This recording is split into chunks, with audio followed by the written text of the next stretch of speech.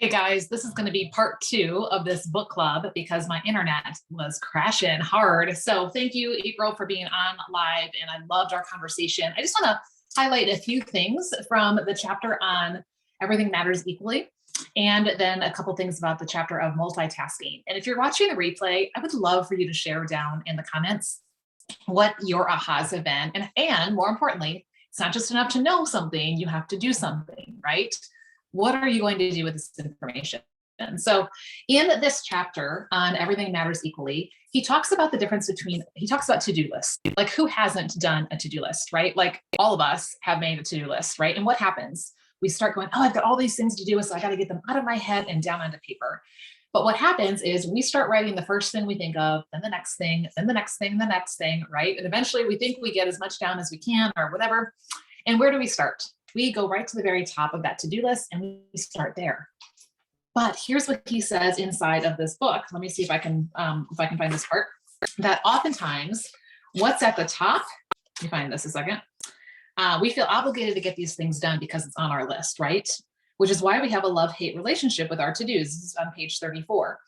And so what happens then is our to-do list dictates our day, or our inbox dictates our day, right? Or our text messages or whatever dictate our day just because they're there. So we feel like we should do something about them.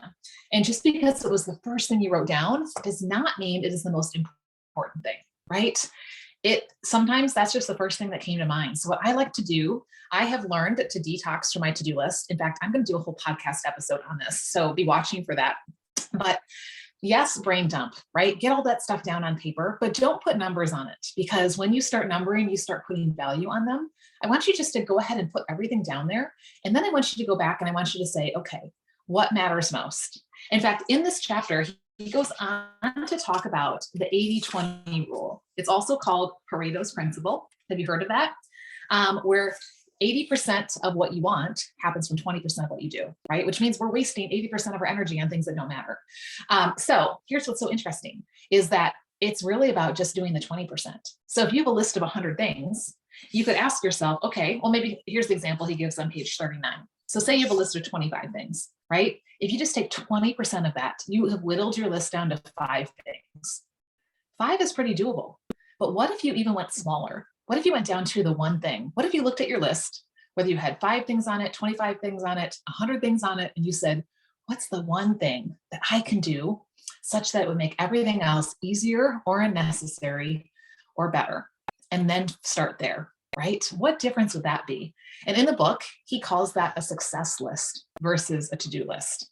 So that may be a really good thing to try, about letting go of to-do lists and starting to look at success lists. And then you know what you do with those things that are on your success list or on your to-do list that you've prioritized, you take them off of there and you assign them a time block on your calendar, right? So instead of it being this list that follows you around day after day, you keep rewriting the same list, or you keep feeling like you need to get to that eventually. Oh yeah, I gotta do that. Oh yeah, I gotta do that.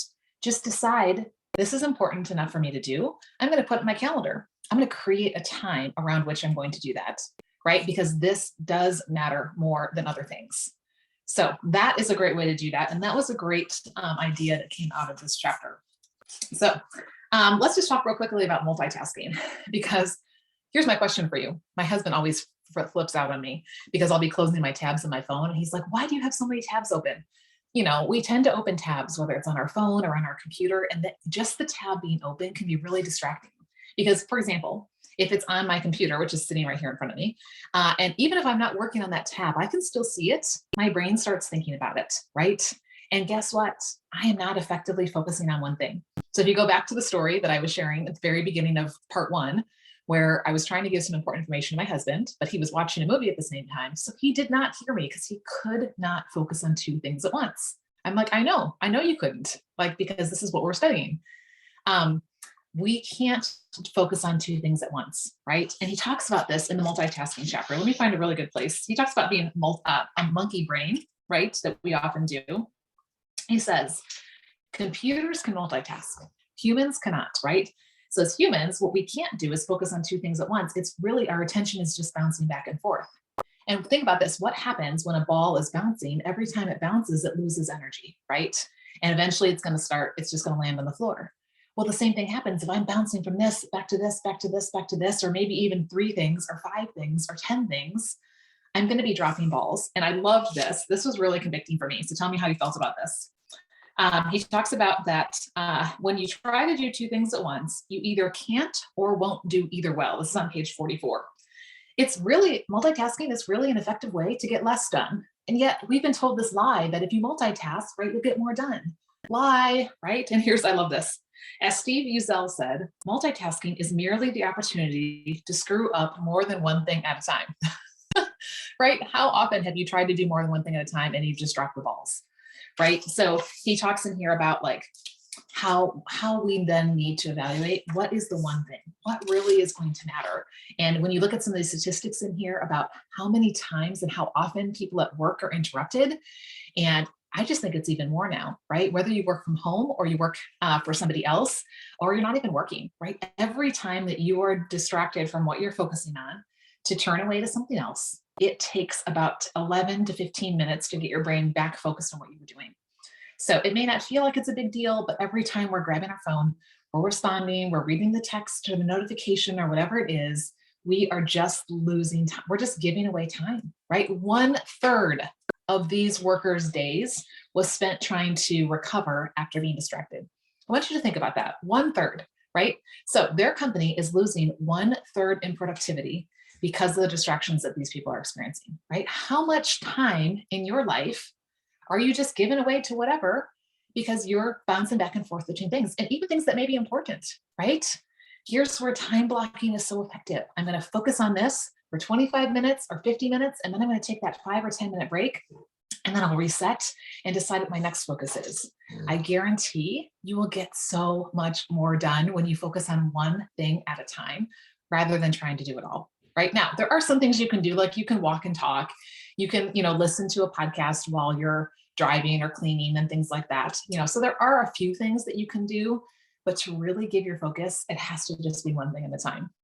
And believing the lie that multitasking is a badge of honor is really hurting us. So I'd love to hear, right? Like, what does multitasking look like for you? And what are you willing to do about it? And I would encourage you to, go through chapter 5 and kind of pull out some other things that he talks about. He talks about like driving and, texting and even talking on the phone.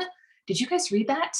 How much more distracted you are from driving, even when you're just talking? Like, we all know we shouldn't text and drive, right? But what about just having a conversation while you're driving and how that lowers your focus and concentration on what you're doing? We're talking people's lives are at stake, right? So really, really interesting things that are on there. Let me just read this list real quick and then we'll end with this.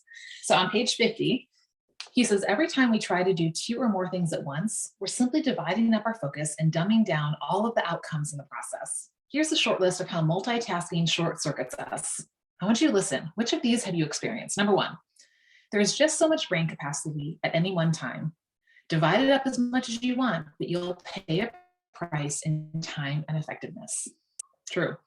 2, the more time you spend switching to another task, the less likely you are to get back to your original task. This is how loose ends pile up. Oh my gosh, biggest pet peeve is when I have all these undone things.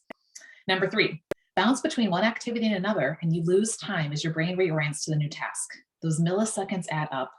Researchers estimate we lose 28% of an average workday to multitasking ineffectiveness. Even if you're not working, 28% of your day to just whatever. No, thank you. I've got more important things to do with my time. Number 4, chronic multitaskers develop a distorted sense of how long it takes to do things. They almost always believe tasks take longer to complete than is actually required.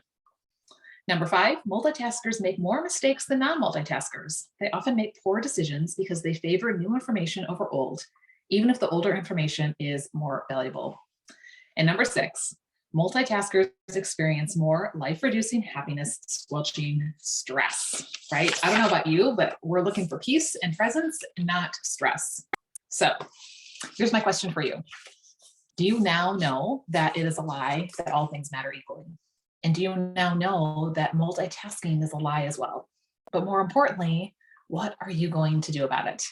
I want you to get really specific, right? I want you to be aware, but I also want you to take action and decide what things am I going to change because of my awareness. And I'd love for you to put this down in the comments so that we can have more conversation coming out about this.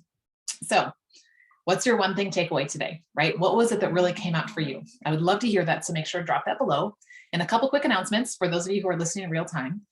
If you find yourself in that place where you're just distracted all over the place and you're doing a little bit of this, a little bit of this, a little bit of this, I have a guide. It's 5 minutes and it's 5 quick steps to help to focus on what matters most. It's super simple.